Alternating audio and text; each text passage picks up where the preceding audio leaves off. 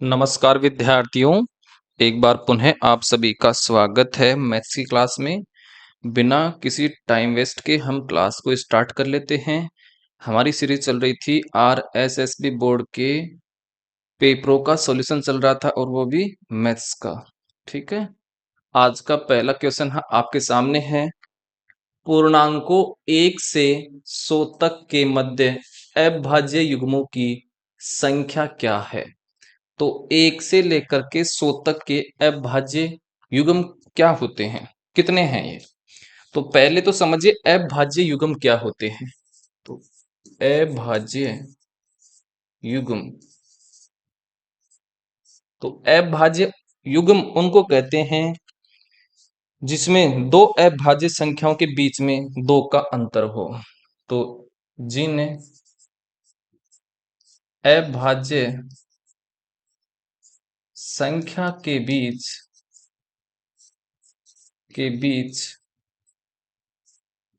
2 का अंतर हो, वो कहलाती हैं अभाज्य युग्म कहलाते हैं। जैसे फॉर एग्जाम्पल 3 हो गया है और 5 हो गया है, दोनों अभाज्य संख्या है और उनके बीच का अंतर भी कितना है? 2 है। दूसरा हो जाएगा 5 और 7, ये भी अभाज्य युग्म है। तीसरा हो जाएगा 11 और 13। अगला है हमारे पास 17 और 19। नेक्स्ट है आपका 29 और 31। 29 और 31। अगला हो जाएगा इसके बाद में आपका 41 और 43। इससे नेक्स्ट आपके आ जाएगा 59 और 61। नेक्स्ट है 71 और 73। ये इतनी अभाज्य संख्याओं के युग्म हैं, 1 से लेकर के 100 तक के इतने ही अभाज्य संख्याओं के युग्म हैं। तो कितने हो गए हैं? तो 1 2 3 4 5 6 7 8, 8 है। तो ऑप्शन नंबर कौन सा हो गया है?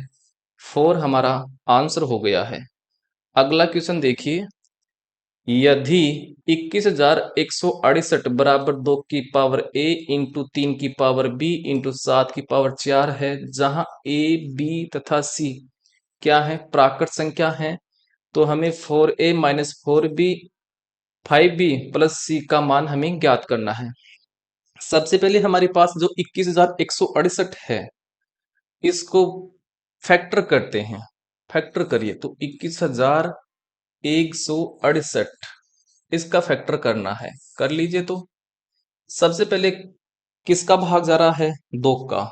तो 2 का भाग दीजिए, कितने बार गया है? 1 बार, 0, फिर 5 बार, फिर जा रहा है 8 बार और फिर जा रहा है 4 बार। फिर से 2 का भाग जा रहा है, अब जा रहा है 5 बार, 2 बार, 9 बार और 2 बार। फिर से 2 का भाग जा रहा है, कितने बार गया है? 2 बार, 6 बार, 4 बार और 6 बार। फिर से 2 का जा रहा है, 1 बार, 3 बार, 2 बार और 3 बार। अब 2 का नहीं जा रहा है, 2 का नहीं जा रहा तो देखिए 3 का जा रहा है क्या? बिल्कुल 3 का जा रहा है। कितनी बार गया है? तो ये जा रहा है 4 बार, 4 बार, 1 बार। अब फिर से 3 का जा रहा है क्या? बिल्कुल जा रहा है। कितनी बार गया है? 147 बार। फिर से जा रहा है क्या? 3 का भाग बिल्कुल जा रहा है। कितनी बार? 49 बार। अब देखिए 49 में 2 का भी नहीं जा रहा, 3 का भी नहीं जा रहा है, 4 का भी नहीं जा रहा है, 7 का जा रहा है। क्योंकि हम अभाज्य संख्याओं का भाग देते हैं। ठीक है, 7 में 7 का भाग गया है, अब 7 में फिर से जाएगा 1 बार। जब लास्ट में 1 1 आ जाए तब रुक जाना है। अब सुनिए, यहां पर क्या है? 2 की पावर a है। तो यहां पर 2 कितनी बार आया है? ये इसके फैक्टर 4 बार आया है। तो यहां पर a की मान हो गया है 4, a का मान हो गया है 4। अब देखिए यहां पर 3 की पावर b है। तो यहां पर 3 कितनी बार आया है? वो हो जाएगा b का मान। तो b का मान हो गया है 3, क्योंकि 3 बार आया है b के फैक्टर। यहां पर है 7 की पावर 4, तो 7 यहां पर कितनी बार आया है? 2 बार। तो c की वैल्यू हो गई है 2। अब हम क्या मान निकाल लेंगे? 4a माइनस 5b माइनस सी। तो 4a का मान कितना है 4, तो 4 चौक 16 माइनस b का मान कितना हो गया है, तो b का मान हमारे पास कितना है 3 है, तो b का मान 3 है, तो गुणा करो 3 को 5 15 प्लस c का मान हमारे पास 2 है। अब इसको क्या कर लेंगे, हल कर लेंगे, तो कितना आ गया है 3 आ गया है। ठीक है, तो ऑप्शन नंबर 4 हमारा क्या हो गया है, आंसर हो गया है। आई होप ये आपको क्या हो गया होगा, समझ में आ गया होगा। ठीक है, अब चलता हूं मैं आगे की तरफ। आगे देखिए, आगे हमारे पास क्वेश्चन है, माना कि x एक वह सबसे छोटी संख्या है जिसे 8 12 20 28 35 से भाग देने पर प्रत्येक दशा में 5 शेषफल रहता है, x के अंकों का योग बताइए। जब भी आपको क्वेश्चन में बोले कि सबसे छोटी संख्या क्या है, तो दी हुई संख्याओं का आपको सबसे पहले एलसीएम निकालना होता है। तो एलसीएम निकालो, संख्या हमारे पास है 8 है, 12 है, 20 है, 28 है और 35 है। सबसे पहले किस पहाड़ी का भाग जा रहा है, 2 का भाग जा रहा है, दीजिए तो 2 का भाग, तो 4 बार, 6 बार, 10 बार और 14 बार 35 में नहीं जा रहा, तो उसको ऐसा कैसा लिख दो। अब फिर से 2 का भाग जा रहा है, देखिए 2 बार, 3 बार, 5 बार, 7 बार और ये 35 में नहीं जा रहा, तो 35 ऐसा कैसा, फिर से 2 का जा रहा है, कितनी बार गया, 1 बार, 3 में नहीं जा रहा, तो उसको उतार दो ऐसा कैसा, जिसमें नहीं जाता उसको ऐसा कैसा उतार दो। अब देखिए किसका जा रहा है, 3 का जा रहा है, 1 1 5 7 और 35। अब देखिए केवल 5 का जा रहा है, 2 का भी नहीं जा रहा, 3 का भी नहीं जा रहा, 5 का देंगे। तो एक ऐसा कैसा, 1 1 7 और 7। अब फिर से 7 का जा रहा है, 5 का नहीं जा रहा है, तो 1 1 1 और 1 और 1, ये हो गया है। अब हम क्या कर लेंगे, इन संख्याओं को क्या कर लेंगे, मल्टीप्लाई कर लेंगे, इन जो फैक्टर आए हैं उनको मल्टीप्लाई करेंगे। तो ये मल्टीप्लाई करने पर ये आ रहा है एलसीएम इसका, ये आ गया है 840। 840 आया है मेरे पास, एलसीएम क्या आ गया 840। एलसीएम क्या होता है कि हमने जिन संख्याओं का एलसीएम लिया है, इस 840 में उन सभी का भाग पूरा पूरा जा रहा है, लेकिन ये बोल रहा है कि प्रत्येक दशा में भाग देने पर 5 शेषफल बचना चाहिए। तो हम क्या कर देंगे, इसमें 5 जोड़ देंगे, तो जोड़ दो, अब भाग देंगे तो प्रत्येक दशा में क्या हो जाएगा, 5 शेषफल बच जाएगा, तो 845 आ गया है। ये आया है हमारे पास क्या, x का मान, ये आ गया है क्या 845 x का मान। हमें पूछा है इसके अंकों का योग बताइए, तो अंकों को जोड़ दो, तो 8 प्लस 4 प्लस 5, 8 और 4 कितने होते हैं 12, और 12 और 5 कितने होते हैं 17, तो इनका योगफल आ गया है 17। ऑप्शन नंबर कौन सा हो गया है, 4 हमारा आंसर हो गया है। आई होप आपको ये वाला अच्छे से समझ में आ गया होगा। अगला क्वेश्चन देखो, अगला क्वेश्चन है, संख्याओं 50 61 और 92 और 117 में से प्रत्येक में से कौन सी संख्या घटाई जाए ताकि इस प्रकार इसी क्रम में प्राप्त संख्याएं समानुपात में हो जाए। देखिए जब भी आपको बोले कि कौन सी संख्या घटाई गई है जोड़ी जाए, तो उसको इसको क्वेश्चन को हल करने का एक सिंपल तरीका है, देखिए आराम से, पहले लिख लो संख्याओं को ऐसा कैसा, 50 61 92 और 117। सबसे पहले पहले क्या करेंगे, शुरुआत की दो संख्याओं का अंतर निकालेंगे। तो 50 और 61, 61 है ना, मैंने 16 कर दिया इसको, ये क्या है 61 है भाई, सॉरी। तो ये हमारे पास क्या है 61 है, क्या है 61। तो 50 और 61 में कितने का अंतर है, तो 61 में से 50 निकालो तो कितना आया है 11, तो इनमें 11 का अंतर है। ऐसे ही लास्ट की दो संख्याओं का अंतर निकाल लेंगे, तो 117 में 92 को माइनस कीजिए, तो कितना आया है 25 आया है, ये कर लिया। अब क्या करेंगे, 11 को तो 92 से मल्टीप्लाई करेंगे, तो मल्टीप्लाई करो 11 को 92 से, तो ये आ गया है 1012 आ गया है। अब क्या करेंगे, इस 25 को 50 से गुणा करेंगे, तो कितना आ गया 25 पंच 125, 1250 आ गया है। अब क्या करेंगे, इन दोनों का अंतर निकालेंगे, तो 1250 में 1012 माइनस कीजिए, तो कितना है 238, यह है 238। ठीक है, और इस अब इसमें 25 और 11 में कितने का अंतर है? तो 25 में से 11 निकालो तो कितना है? 14। तो इस 238 में 14 का भाग देंगे। अब भाग दो तो कितनी बार गया है? तो 14 एकम 14 और 14 संतम 58 है 17। तो वो वैल्यू आ गई है कि कौन सी संख्या घटाई गई थी, ये वो आ गई है 17। ठीक है, इसी प्रकार से आपको क्वेश्चन करना है, चाहे वो बोले कि कौन सी संख्या जोड़ी गई है, घटाई गई है, वो इस प्रकार से वो संख्या आ जाएगी। ऑप्शन नंबर कौन सा हो गया है? दो हमारा आंसर हो गया है। देखिए, अगर आपको क्लास ये अच्छी लग रही है तो क्लास को देखिए लाइक करना आपकी जिम्मेदारी है। हमारी जिम्मेदारी केवल है आपको अच्छे से अच्छा कंटेंट देना है और अच्छे से अच्छे समझाना है कंसेप्ट को, ताकि आपको प्रॉब्लम क्रिएट नहीं होगी। क्योंकि हम आपको आराम आराम से इसलिए समझा रहे हैं क्योंकि एक बार सीखने के बाद में जो स्पीड है वो अपने आप बन जाएगी, उसकी आपको टेंशन लेने की जरूरत नहीं है। वो हमारी जिम्मेदारी है कि किस प्रकार से आपको हैंडल करना है। अगला क्वेश्चन देखिए। अगला क्वेश्चन है, रुपए 1710 की एक राशि ए बी सी में इस प्रकार बांटी जाती है कि ए का 4 गुना, बी का 6 गुना तथा सी का 9 गुना बराबर है। ए और सी में क्या अंतर है? अंतर हमें बताना है। तो क्या बोल रखा है हमें? एक का 4 गुना, तो 4 ए लिख दो। ये किसके बराबर है? बी के 6 गुना का, तो 6 बी कर दो बराबर। ये किसके बराबर है?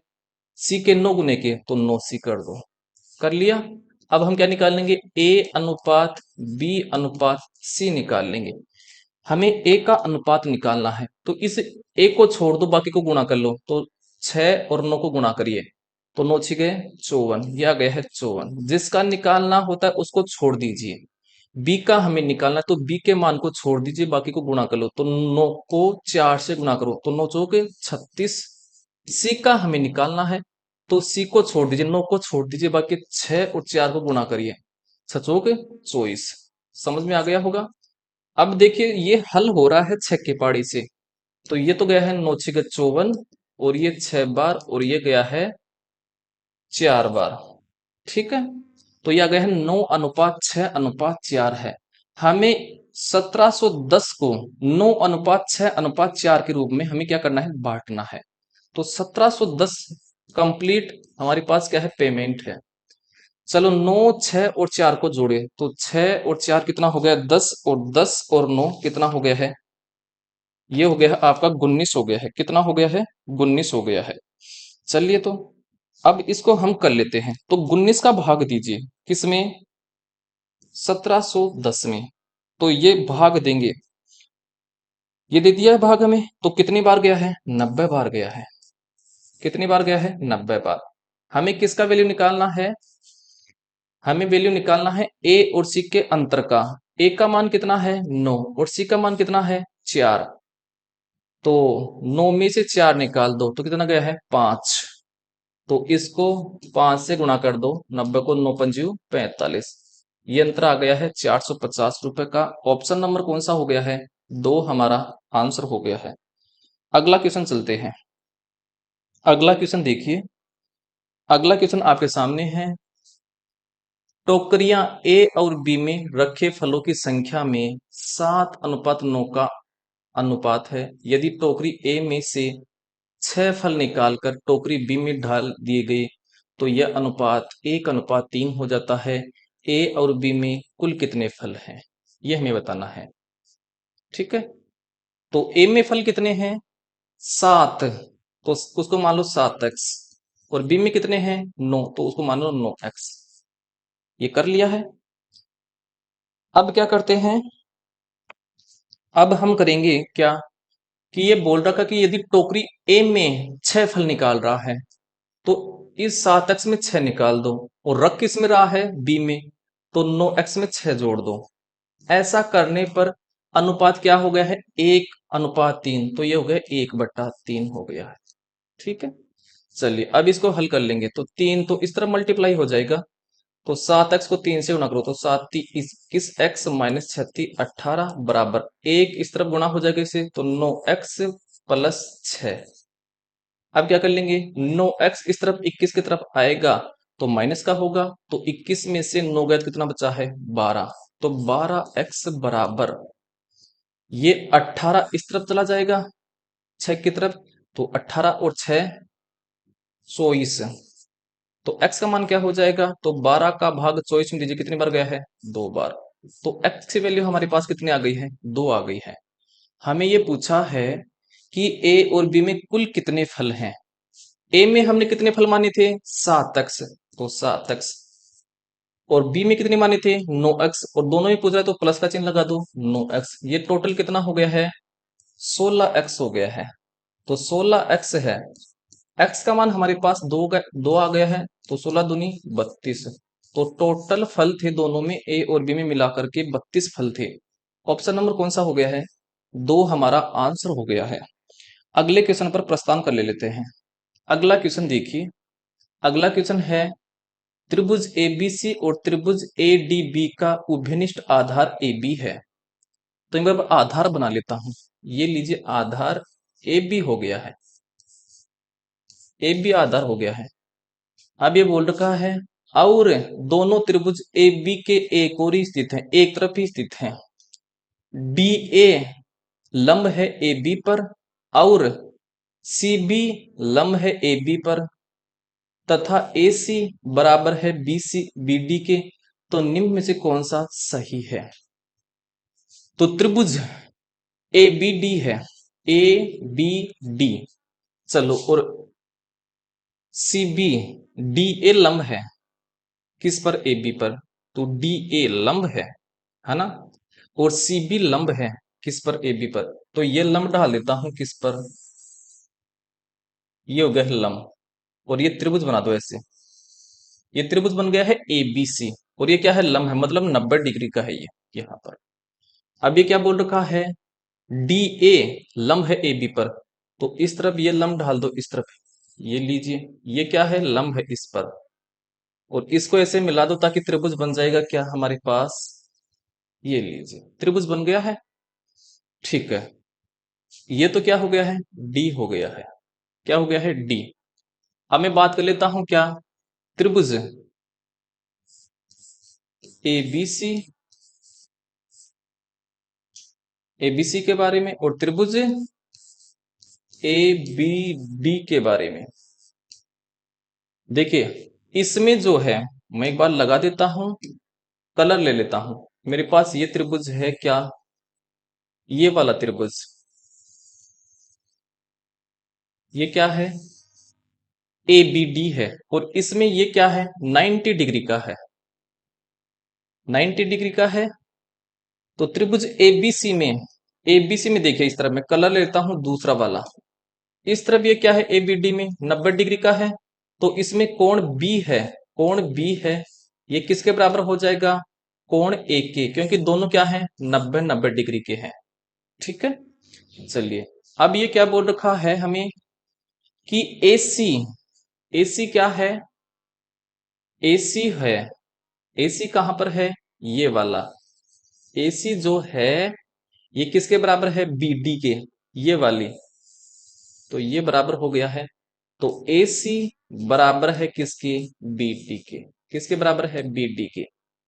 और देखिए दोनों त्रिभुजों में ये जो लंब है AB, ये क्या है, कॉमन है, उभयनिष्ठ है। तो AB बराबर AB, ये क्या हो गया है, उभयनिष्ठ भुजा, उभयनिष्ठ भुजा है। तो किसके आधार पर, यहां पर 3 नियम लगे हैं, तो ये त्रिभुज क्या हो जाएंगे, सर्वांगसम हो जाएंगे। कौन से वाले, त्रिभुज ABC और त्रिभुज ABD क्या हो जाएंगे, सर्वांगसम। किसके नियम से, क्योंकि एक तो कोण क्या हो गया है, बराबर हो गया है, और दो भुजा क्या हो गई है, बराबर हो गई है। ठीक है, तो SSA नियम से, मतलब भुजा भुजा, भुजा भुजा कोण नियम से ये दोनों त्रिभुज क्या हो जाएंगे, सर्वांगसम हो जाएंगे। अब हमारे पास यहां पर ऑप्शन है, ठीक है, इसको देखना कि कौन सा सर्वांगसम सही लिखा हुआ है। तो देखिए यहां पर है त्रिभुज ABC, त्रिभुज ABC, कोण को देखिए, यहां पर कोण A है और यहां पर कोण क्या है, B है। कोण यहां पर क्या है, A है, पहले यहां पर कोण A आ रहा है, तो यहां पर भी कोण A आना चाहिए था। यहां पर ABC कोण, त्रिभुज ABC में कोण A यहां पर पहले स्थान पर आ रहा था, तो त्रिभुज ABD में भी यहां पर B कोण पहले आना चाहिए था, इसलिए क्या हो गया है, गलत हो गया है, ये आ ही नहीं रहा यहां पर पहले। तो इसलिए गलत हो गया है। अब दूसरा चेक लेते हैं।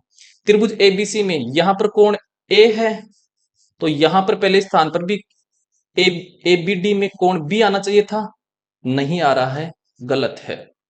दूसरा देखिए, यहां पर त्रिभुज एबीसी में कोण ए यहां पर है, और कोण पहले स्थान पर है यहां पर, और पहले स्थान पर यहां पर क्या है, बी है। तो ये वाला क्या हो गया है, सत्य हो गया, ये सही लिखा हुआ है सर्वांग सम के नियम के अकॉर्डिंग।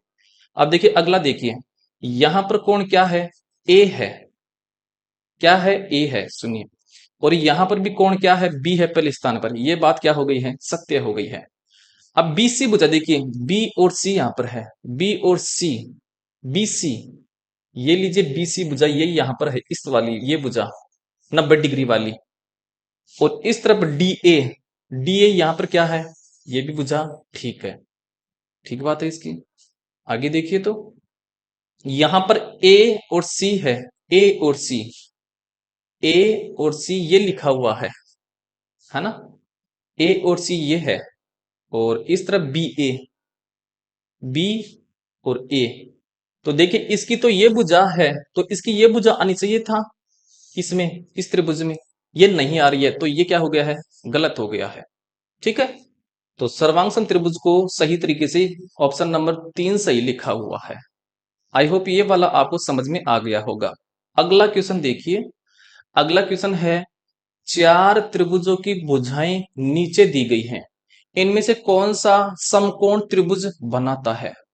समकोण त्रिभुज में क्या लगता है, समकोण त्रिभुज में लगता है कर्ण का स्क्वायर बराबर, कर्ण का स्क्वायर बराबर आधार का स्क्वायर और प्लस लंब का स्क्वायर, ये नियम लगता है।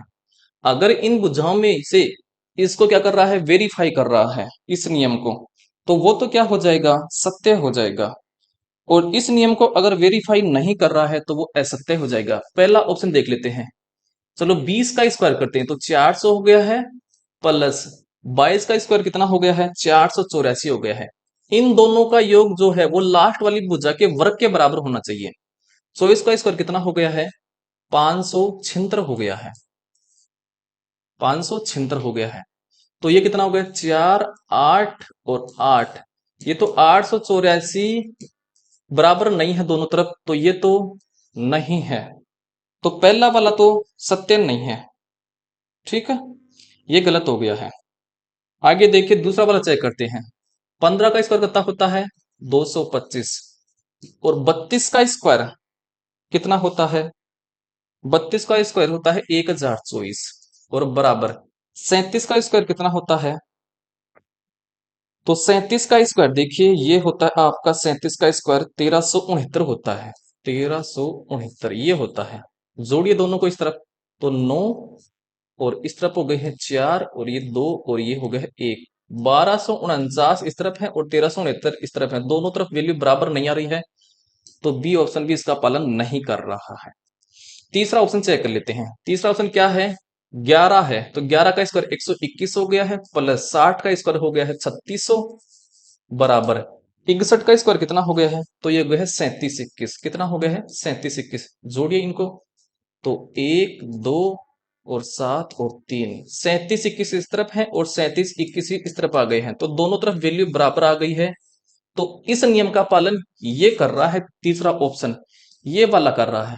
अब देखिए चौथा देख लीजिए, 19 का स्क्वायर कितना होता है, 361, प्लस 40 का स्क्वायर कितना होता है, 1600, बराबर 41 का स्क्वायर आपका कितना होता है, आपका 41 का स्क्वायर हो गया है 1681 हो गया है। जोड़िए इनको, तो देखिए 1 6 9 और 1, और बराबर 1681, दोनों तरफ वैल्यू बराबर नहीं आ रही है, तो ये नियम भी पालन नहीं कर रहा है। तो ऑप्शन नंबर कौन सा हो जाएगा, 3। तो 3 हमारा पालन कर रहा है, तो ये क्या है, आपका समकोण त्रिभुज बनाता है। आई होप आपको ये वाला भी क्या आ गया होगा, समझ में आ गया होगा। ठीक है, अगला क्वेश्चन देखिए। अगला क्वेश्चन है, किसी त्रिभुज चतुर्भुज के कोण 3:5:7:9 के अनुपात में है, चतुर्भुज के सबसे छोटे तथा सबसे बड़े कोण का अंतर क्या होगा। पहले तो ये बताइए, चतुर्भुज के चारों कोणों का मान कितना होता है, 360 डिग्री होता है, 360 डिग्री होता है। ये 360 में क्या करते हैं, ये जो आपका अनुपात दे रखा है, इस अनुपात का योग का भाग देंगे। योग कीजिए, 9 और 7 16, 16 और 5 21 और 21 और 3 24, 24 का भाग दीजिए। दे दिया। अब क्या पूछ रहा है हमें कि सबसे छोटे कोण, सबसे छोटा मान इसमें कौन सा है 3, और सबसे बड़े कोण, सबसे बड़ा कोण कौन है, तो जो मान बड़ा होगा वो सबसे बड़ा होगा, 9 हो गया है। इनका अंतर बताना है, तो 9 में से 3 घटा दो तो कितना आया है 6, तो इस ऊपर 6 से मल्टीप्लाई कर दो, गुणा कर दो। 6 का भाग 24 में 4 बार गया है, और 4 का भाग 36 में कितने बार गया है 90 बार। तो ये आ गया है 90 डिग्री उनका अंतर। ठीक है, ऑप्शन नंबर कौन सा हो गया है 4 हमारा आंसर हो गया है। आई होप आपको यहां तक किसी प्रकार की समस्या नहीं होगी। चलते हैं अगले क्वेश्चन पर। अगला क्वेश्चन देखिए, किसी त्रिभुज का परिमाप 12 सेंटीमीटर है यदि इसकी सभी भुजाओं की लंबाई सेंटीमीटर में पूर्णांकों में है, तो इस प्रकार के कितने विभिन्न त्रिभुज संभव है। आपको पहले इस क्वेश्चन को हल करने से पहले मैं आपको दो बात बताता हूं, उसी के आधार पर ये क्या होगा, हल होगा त्रिभुज के बारे में। तो पहली बात तो ये ध्यान रखनी है कि त्रिभुज की दो भुजाओं का योग, दो भुजाओं का योग हमेशा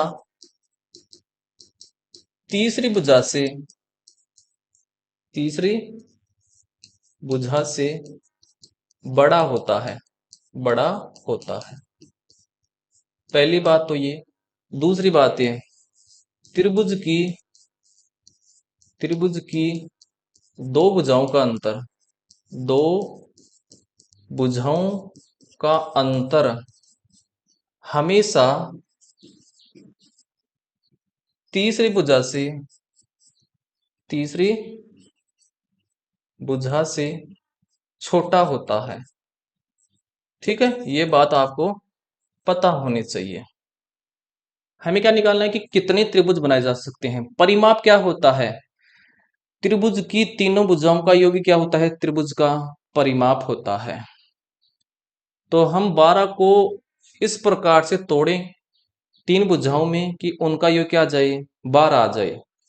जैसे मैं बनाता हूं 2 5 और 5, देखिए तीन भुजा हो गई है और इनका योग देखिए 12 आ रहा है, 12 आ गया है। ठीक है, अब ऐसे भी पता लगाइए कि ये दो भुजाएं, इनका योग करिए 5 7 हो गया है, और ये योग है इससे बड़ा है ना, बिल्कुल बड़ा है, सत्य बात हो गई है। अब इनका योग कीजिए कितना हो गया 10, और ये 10 है इस 2 से बड़ा है।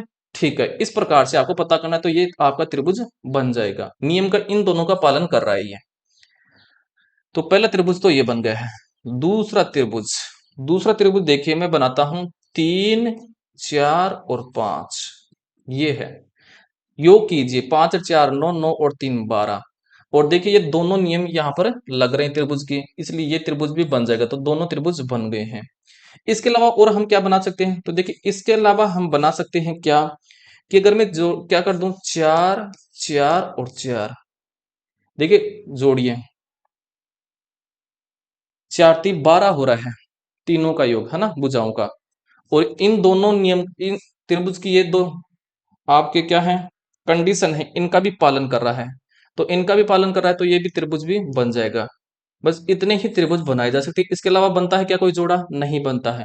तो इस प्रकार के तीन त्रिभुज संभव हैं। ऑप्शन नंबर 2 हमारा क्या हो गया है, आंसर हो गया है। आई होप आपको ये वाला अच्छे से समझ में आ गया होगा। ठीक है, अब चलते हैं अगले क्वेश्चन पर। अगला क्वेश्चन देखिए, अगला हमारे पास क्वेश्चन है, एक घनाकार गोदाम की लंबाई चौड़ाई और ऊंचाई क्रमशः 56 मीटर 42 मीटर और 10 मीटर है। इनके अंदर अधिकतम कितने घनाकार डिब्बे रखे जा सकते हैं यदि प्रत्येक डिब्बे की विमाएं 2.8 मीटर 2.5 मीटर और 70 सेंटीमीटर हैं। तो हमें क्या निकालनी है, अधिकतम डिब्बों की संख्या। तो अधिकतम डिब्बों की संख्या कैसे निकालेंगे, अधिकतम डिब्बों की संख्या। तो क्या करेंगे हम, जो आपका घनाभ है, घनाभ का आयतन निकालेंगे और उस आयतन में एक डिब्बे का भाग देंगे, तो हमारे पास क्या जाएगी डिब्बों की संख्या जाएगी। तो क्या करेंगे, घनाभ का आयतन, घनाभ का आयतन बटे एक डिब्बे का साइज, एक डिब्बे का आयतन, एक डिब्बे का आयतन। ठीक है, चलिए, घनाभ का आयतन होता है लंबाई इंटू चौड़ाई इंटू ऊंचाई। तो गुणा कर दो तीनों को, 56 इंटू 42 और इंटू 10, सभी मीटर में है। ठीक है, अब भाग दे देंगे डिब्बे का आयतन, तो डिब्बे का आयतन भी क्या हो जाएगा, लंबाई इंटू चौड़ाई इंटू ऊंचाई, क्योंकि डिब्बा भी क्या है, घनाभ आकार का है। तो 2.8 मीटर इंटू 2.5 मीटर। अब देखिए ये जो 70 है, ये क्या है, सेंटीमीटर में है, तो मीटर में बदलना पड़ेगा इसको। तो 70 में किसका भाग देंगे, 100 का, ताकि ये मीटर में बदल जाएगा। एक जीरो से एक जीरो तो ये आ गया है 0.7, तो 0.7 का भाग दे दीजिए, यहाँ पर गुणा और कर दीजिए, कर दिया है। ठीक है, देखिए ये पॉइंट हटाऊंगा तो ऊपर ये जीरो लग गया है, ये पॉइंट हटाऊंगा एक और जीरो लग जाएगा यहाँ पर, और ये पॉइंट हटाऊंगा तो एक और जीरो लग जाएगा। हो गया हल, क्योंकि पॉइंट के बाद में कितने डिजिट हैं, एक, जब एक डिजिट होता है तो एक जीरो लगाते हैं, दो डिजिट होते हैं तो दो जीरो लगाते हैं। अब इसको क्या कर लेंगे, हल कर लेंगे। तो 7 8 56, ये हो गया है। चलिए, तो 25 चौक 100, 400 बार। चलिए, 4 का भाग जा रहा है 100 बार, और 4 का भाग कितनी बार जा रहा है, 7 बार, और 7 छिक गए 42। तो ये टोटल कितने आ गए हैं, नीचे कुछ बचा क्या, नहीं बचा है। तो 8 छिक गए 48, तो ये आ गए हैं 4800 डिब्बे आ गए हैं। तो डिब्बों की संख्या आ गई है 4800। ऑप्शन नंबर 3 हमारा हो गया है आंसर। अगला क्वेश्चन देखिए, अगला क्वेश्चन है, किसी लंबवर्तीय बेलन के आधार की परिधि 528 सेंटीमीटर है और इसकी ऊंचाई 2 मीटर है, बेलन का आयतन है, और पाई का मान हमें लेना है 22/7। तो बेलन आपने देखा होगा किस टाइप का होता है, इस टाइप का आपके पास बेलन होता है, इस टाइप का बेलन होता है। ठीक है, हमें क्या दे रखा है, इसके परिधि दे रखी है आधार की। तो देखिए ये है आधार, इसके ये हैं दोनों। तो आधार इसका क्या होता है, वृत्त आकार का होता है, और वृत्त की परिधि का फॉर्मूला क्या होता है, 2πr होता है। तो परिधि बराबर हो जाएगा 2πr।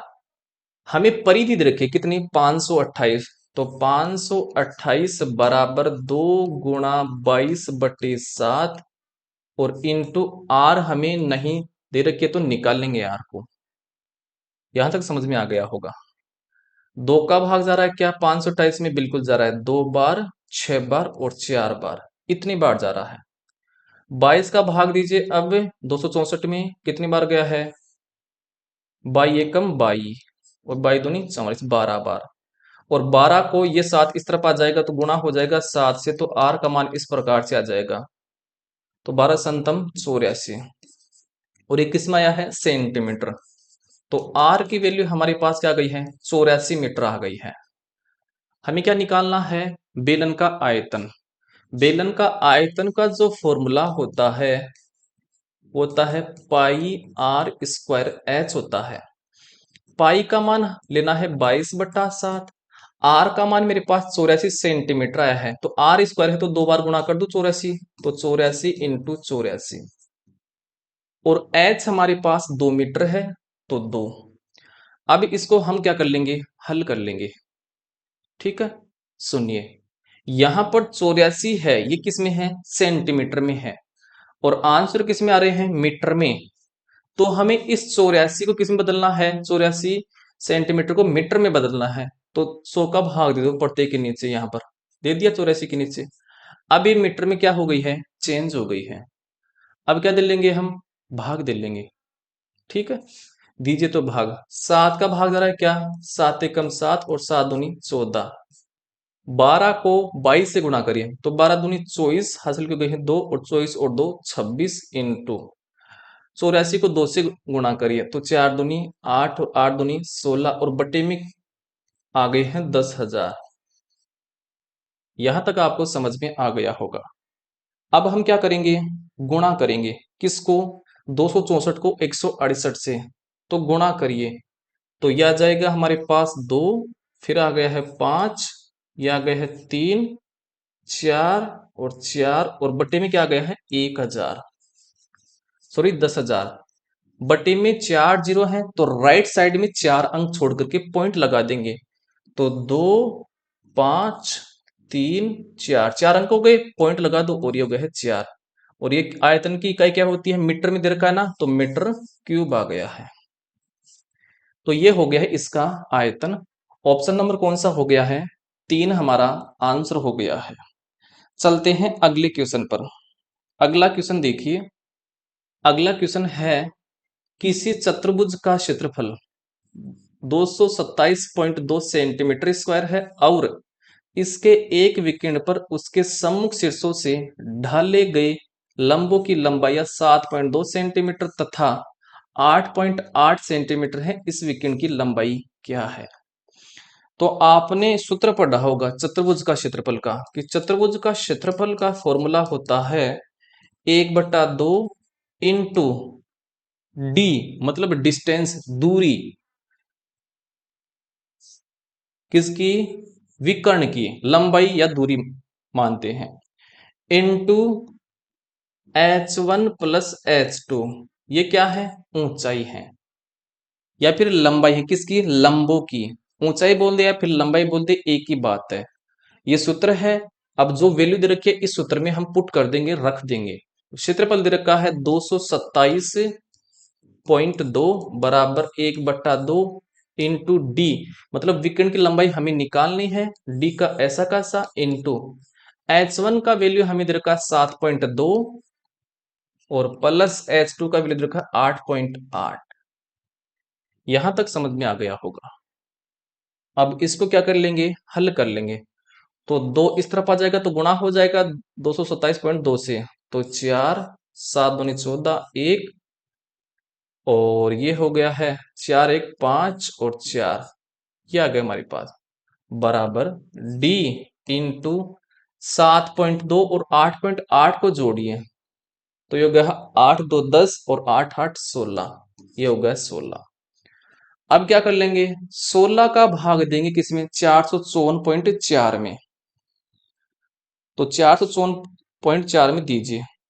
तो 16 का भाग इसमें जा रहा है कितनी बार, तो 16 दूनी 32, और ये फिर चला गया है 8 बार, फिर पॉइंट लग गया है, और ये फिर चला गया है कितनी बार, 4 बार, और ये आ गया है डी, अर्थात विकिन की लंबाई।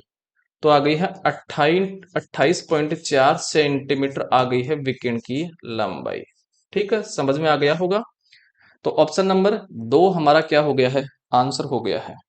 ठीक है, अब चलते हैं आगे की तरफ। आगे क्वेश्चन देखिए।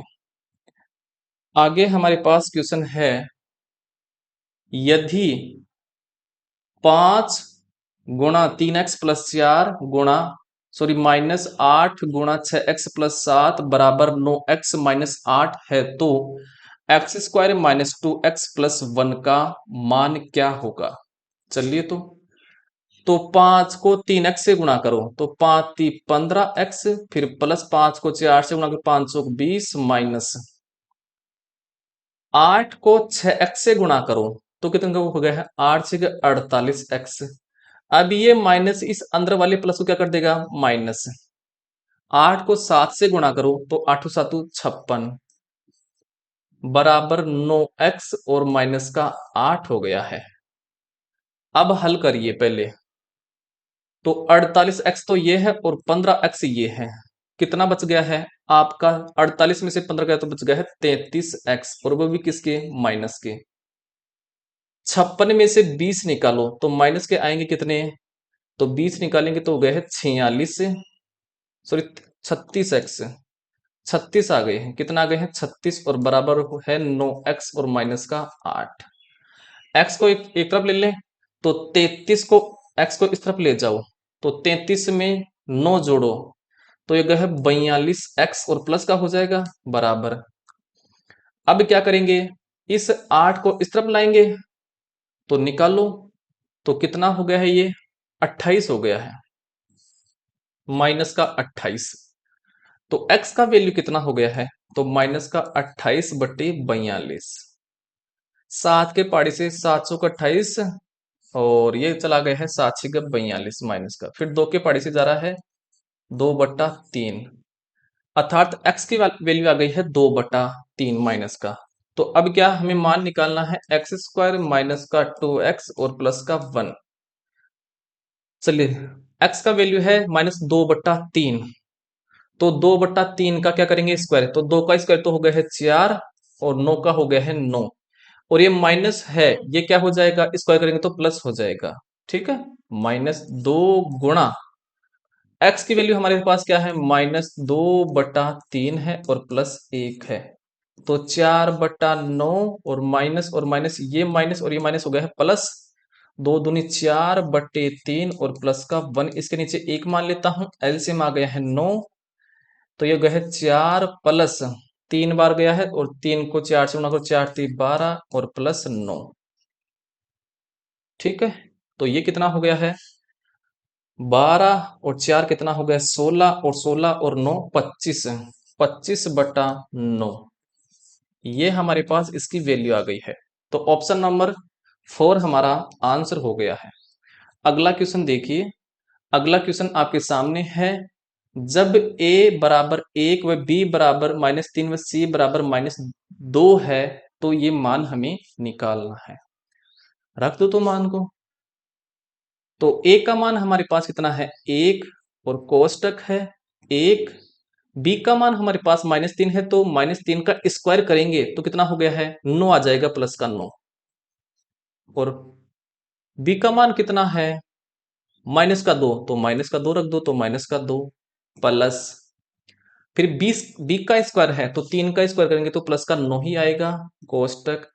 a का मान 1 है, तो 1 का स्क्वायर 1 होगा, और b का स्क्वायर है फिर, तो प्लस का 9 आ जाएगा, और c का स्क्वायर कर रहा है, तो प्लस का 4 आ जाएगा, फिर माइनस।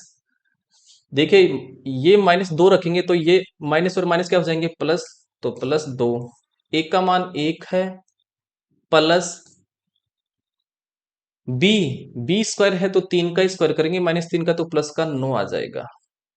अब इसको हल कर लो, तो अंदर कोष्टक को हल करो, 9 और 1 10, 10 में से 2 गए तो कितना बचा? 8, और 8 को 1 से गुणा करेंगे तो 8 ही आ गया है, प्लस 9 और 1 10, 10 और 4 14, और 14 को गुणा करिए कितने? 9 से, तो 9 चौके 36, 3 और 9 3 12, 126, प्लस 9 और 1 10, और 10 को 2 से गुणा करें, 10 दूनी 20, तो ये वैल्यू कितनी आ गई हमारे पास? जोड़ लेंगे अभी इन सबको, तो 8 6 14 हासिल के हो गया है हमारे पास 1, 2 और 2 4 1 5, और ये हो गया है 1, 154 आ गया है। ऑप्शन नंबर 2 हमारा हो गया है आंसर।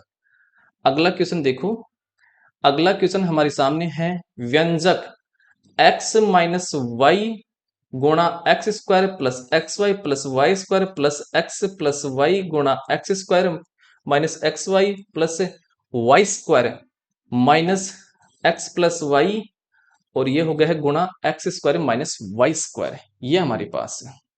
सुनिए, तो आपने कुछ सर्व समीकरण पढ़ी होंगी क्या?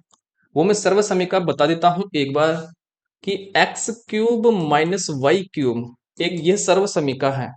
जब इसको ओपन करेंगे तो ये हो जाएगा एक्स माइनस वाई गुणा x square plus x y और प्लस का वाई स्क्वायर। एक तो ये सर्व समीकरण है। दूसरी सर्व समीकरण है एक्स प्लस वाई का क्यूब बराबर हो जाएगा एक्स प्लस वाई गुणा x square minus x y और प्लस का वाई स्क्वायर, ये है। और देखिए, आपने ये देखिए, मैं दिखा देता हूं अच्छे से, ये वाली सर्व समीकरण है, ये कौन सी है?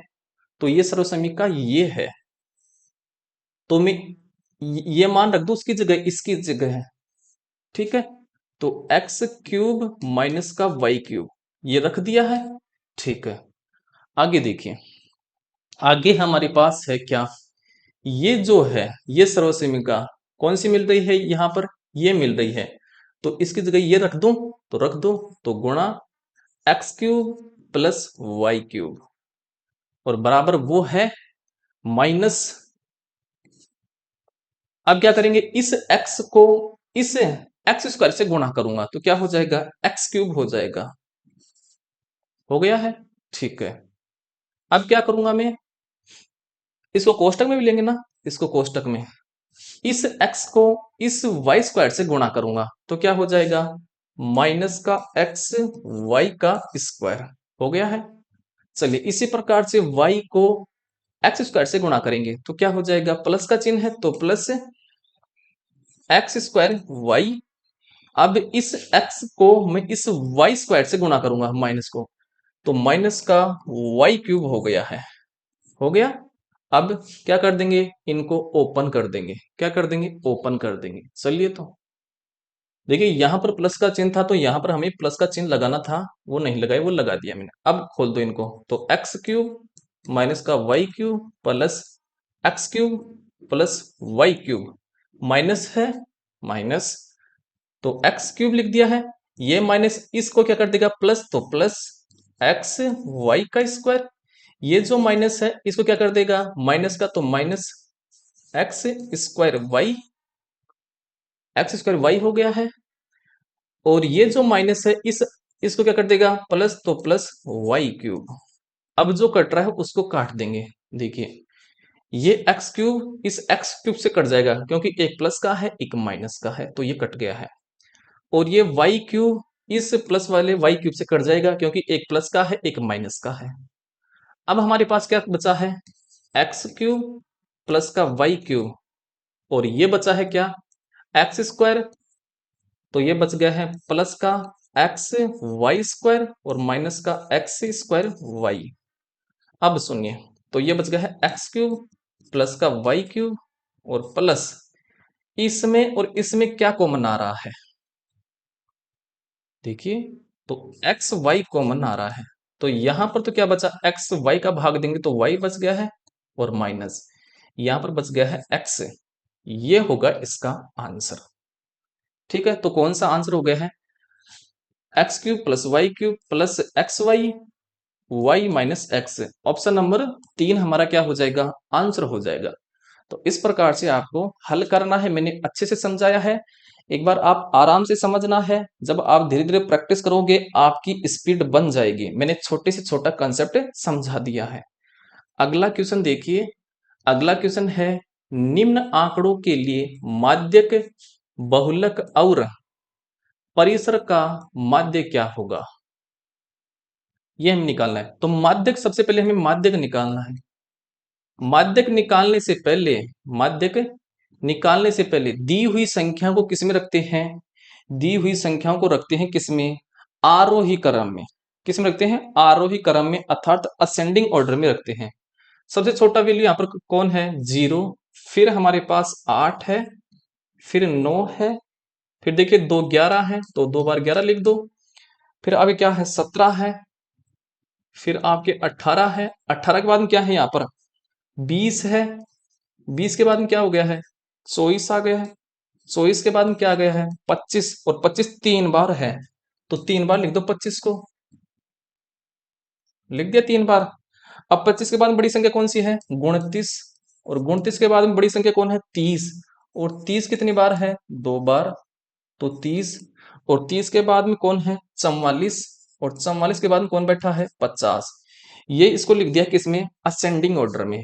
अब ये टोटल कितनी संख्या है, टोटल ये कितनी संख्या, तो 1 2 3 4 5 6 7 8 9 10 11 12 13 14 15 16 17, 17 है। तो माध्य कैसे निकालते हैं, माध्यक बराबर टोटल कितनी संख्या है 17, इसमें एक जोड़ेंगे और इनमें 2 का भाग देंगे तो कितना आ गया 17 एक 18, और 18 में भाग देंगे तो आ गया 9, मतलब नौवा पद। नौवा पद क्या होगा, इसका माध्यक होगा। और नौवा पद कौन सा है, तो 1 2 3 4 5 6 7 8 9, नौवा पद ये हो गया है, मतलब इसका माध्यक हो गया है क्या 24। अब हमें क्या निकालना है, बहुलक। बहुलक, बहुलक कैसे निकालते हैं, कि दी हुई संख्याओं में कौन सी संख्या ज्यादा बार आ रही है, किसकी बारंबारता ज्यादा आ रही है। तो देखिए 25 से 25 3 बार आ रहा है, क्या 25 से ज्यादा कोई संख्या आ रही है क्या बार बार? नहीं, 25 ही है, तो बहुलक 25 हो गया है। हमें क्या निकालना है? परिसर निकालना है। परिसर मतलब रेंज निकालनी है। तो रेंज कैसे निकालते हैं कि सबसे बड़ी संख्या में सबसे छोटी संख्या निकालते हैं। सबसे बड़ी संख्या है यहाँ पर 50 और इसमें माइनस क्या करेंगे? सबसे छोटी संख्या यहाँ पर 0 है, तो कितना हो गया परिसर? 50। हमें क्या बोला है? माध्यक, बहुलक और परिसर का मध्य निकालना है। तो मध्य मध्य कितना हो गया? 24 प्लस बल्लों को गए 25 प्लस परिसर हो गया 50। अर्थात माध्य कैसे निकालते हैं कि जिनका माध्य हमें निकालना है उनको जोड़ते हैं। तो हमें माध्य का निकालना था, बहुलक का था और परिसर का निकालना था, तीनों को हमने जोड़ दिया है। और ये कितने हैं टोटल? कितनी संख्याओं का निकाल रहे हैं? 3 का। माध्यक का, बहुलक का और परिसर का 3 है, तो 3 का भाग देंगे। दीजिए, जोड़िए इनको। 5 और 4 9, 5 और 2 7 और 2 9 और बटे में 3 है, तो ये हो गया है 33। तो इनका माध्य आ गया है 33। माध्य या फिर औसत एक ही बात है। ऑप्शन नंबर 3 हमारा क्या हो गया है? आंसर हो गया है। आई होप आपको यहां तक समझ में आ गया होगा। अगला क्वेश्चन देखिए। अगला क्वेश्चन है, यदि -12 गुणा, ये हमारे पास है, इसको हमें हल करना है। बात ऐसी है, ठीक है, करिए। तो -12 को -3 से गुणा करेंगे, तो माइनस और माइनस क्या हो जाएगा? प्लस। तो ये 12 तिया 36 प्लस दीजिए, 4 का भाग 20 में देंगे तो कितने बार गया है? 5 बार। और इसके साथ माइनस का चिन्ह है, तो माइनस का 5 आएगा। क्या आएगा? माइनस का 5 आ जाएगा ये वाला। तो यहां पर क्या लिख दूंगा मैं? -5।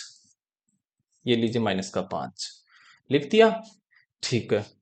अब देखिए, 8 का भाग 24 में दूंगा तो कितने बार गए मेरे पास? 3 बार। और इसके साथ क्या है? माइनस का चिन्ह, माइनस ये हो गया और माइनस का चिन्ह ये हो गया, तो माइनस माइनस क्या हो गया? प्लस। तो प्लस का 3 हो गया। आगे देखिए, 2 का भाग 16 में दीजिए तो कितनी बार गया? 8 बार। और इसके साथ माइनस का चिन्ह है, तो माइनस का 8 आ गया है। और बाहर भी माइनस का चिन्ह है, तो माइनस और माइनस क्या हो जाएगा? प्लस। तो प्लस का 8 बराबर, बराबर का चिन्ह है। 7 का भाग 28 में देंगे तो कितनी बार गया है? 4 बार। माइनस का चिन्ह है उसके साथ, तो माइनस का 4 और प्लस बार क्या है? x हो गया। अब इनको क्या कर लेंगे? हल कर लेंगे। तो 36 और 3 कितना हो गया है?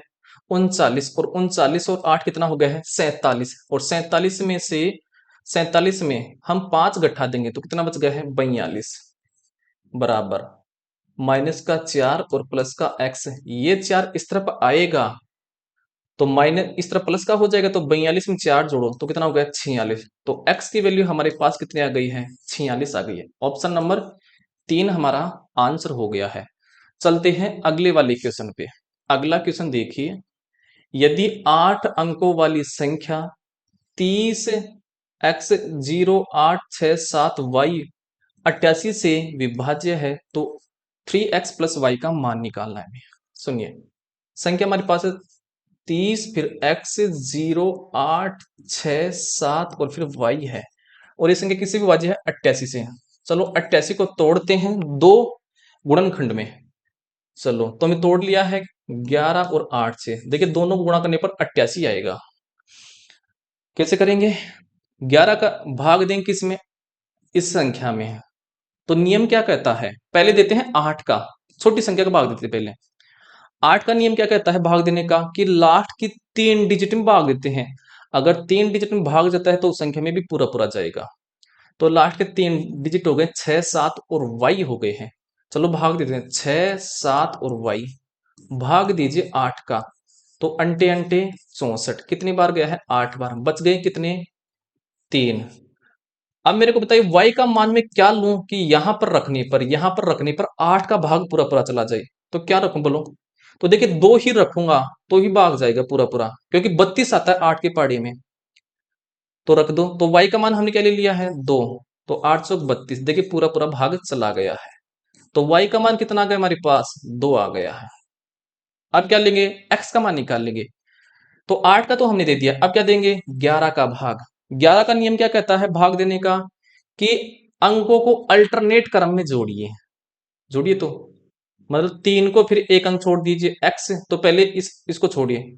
0 0 0 हुआ है, फिर 6 जोड़िए, कितना हो गया? 6 और 6 और y का मान हमारे पास कितना था 2, तो 6 और 2 कितना हो गया 8, ये 8 आ गया है। अब बाकी 11 का नियम हमें ये कहता है, पहले बता देता हूं, कि अल्टरनेट क्रम में संख्याओं को जोड़ते हैं और उनका अंतर करते हैं। अगर अंतर हमारे पास 11 आता है और 0 आता है, तभी वो संख्या क्या होती है 11 से विभाज्य होती है। तो एक बार तो जोड़ दिया अल्टरनेट क्रम में एक को, तो अब इसको जोड़ते हैं। 3 एक्स को छोड़ दीजिए एक बार, 3 और 8 कितना हो गया, 3 और 8 11, 11 और 7 कितना हो गया है, 11 और 7 हो गया 18, 18 हो गया है। क्या हो गया 18। मेरे को निकालना है इन दोनों का अंतर, इस 18 का और इस 8 का। 0 तो नहीं आएगा अंतर, 11 जरूर ला सकते हैं हम। कैसे, कि इसमें क्या जोड़ूं, 18 में, 18 में क्या जोड़ूं कि 19 हो जाए, क्योंकि 8 को हमें इसमें घटाना है। 18 में 8 घटाइए तो कितना आया है 10 आया है। हमें लाना है क्या है यहाँ पर 11, तो इस 18 में क्या जोड़ूं, 1 जोड़ूं। तो x का मान यहाँ पर हमने क्या ले लिया है, 1 आ गया है x का मान। ठीक है, तो x का मान 1 आ गया है और y का मान 2 आ गया है। तो अब निकाल लेंगे 3x प्लस वाई का मान, तो 3 इंटू एक्स का मान 1 है प्लस y का मान 2 आया है, 3 और 2 5। इस प्रकार से इसकी वैल्यू आ गई है 5। ऑप्शन नंबर 2 हमारा क्या हो गया है, आंसर हो गया है। आई होप आपको ये वाला भी समझ में आ गया होगा। अगला क्वेश्चन देखिए, अगला क्वेश्चन है, ये हमारे पास एक इक्वेशन है, ये के आपका इसको सोल्व करना है। तो कैसे सोल्व करेंगे, पहले तो इस मिश्र भिन्न है उसको हल कर लो। तो 36 18 18 और 2 20/3 भाग है 2 दूनी 4 1 5/2 गुणा 4 3 12 12 और 3 15/4 माइनस 5 दूनी 10 10 1 11 11/2 गुणा 16 1 17/4 और प्लस 3 और 2 5/3 अंदर है 7/8 प्लस 3 को 2 से गुणा करो तो 3 दूनी 6 और 4 को 3 से गुणा करो 4 3 12, ये हो गया है। ठीक है, अब क्या कर लेते हैं, इसको सॉल्व कर लेते हैं। कर लो तो सोल्व, तो 20/3 गुणा में बदल लूं, गुणा में बदलूंगा तो 2 ऊपर चला जाएगा 5 नीचे, गुणा 15/4 माइनस 11/2 गुणा 17/4 और प्लस का 5/3। कोष्टक को हल कीजिए तो 8 और 12 का एलसीएम आ गया है कितना 24, तो 7 3 21 प्लस 6 दूनी 12। अब हल कर लो इनको, तो 5 का भाग जा रहा है 4 बार और 3 का भाग जा रहा है 5 बार और 2 का भाग जा रहा है 2 बार, ये हो गया है। तो इस तरफ ऊपर 4 को 5 से गुणा करो तो 520 और नीचे यहां पर बच गया है 2 माइनस 17 को 11 से गुणा करो तो 7 7 1 8 और 1 187 और बटे 4 दूनी 8 प्लस चलो 21, ये है 5/3 बाहर और इंटू ये हो गया 21 और 12 हो गया है 33 और बटे 24 हो गया है। 3 का भाग 33 में 11 बार गया है। अब हमारे पास क्या आ गया है 20/2 माइनस 187/8 और प्लस का है ऊपर 5 11 5 55 और बटे 24। एलसीएम कितना आ गया है 24 आ गया है। कितनी बार गया है 12 बार, 12 दूनी 24 240 माइनस कितने बार गए 3 बार, 7 21 हासिल की गई है 2, 8 3 24 और 24 और 2 26 हासिल की गई है 2 और 3 और 2 5 और ये प्लस 55। क्या कर लेंगे 240 को और 55 को जोड़ो, 240 और 55 को जोड़ो तो गया है 5 और ये हो गया है 9 और ये हो गया है 2 और माइनस का 561 और बटे में 24 आ गया है। तो 294 में क्या करेंगे 294 में हम माइनस करेंगे तो करो, 561 में 295 घटाओ तो ये बच गया कितना 6, और ये बच गया है कितना यहाँ पर 15, और 15 में से ये गया 6 और ये 2, और बट्टे में कितना हो गया है 24। माइनस का है, 2 के पहाड़ी से हो रहा है, 1 बार 3 बार 3 बार और 12 बार माइनस का, तो ये कितनी बार गया है आपका 12 एकम 12, माइनस के बचेगा 12 एकम 12 और 12 एकम बच गया है 1, और ये हो गया 1 और 1 और ये 12, ये आ गया है इसका आंसर। ठीक है, -11 सही 1/12, ऑप्शन नंबर ए हो गया है आंसर।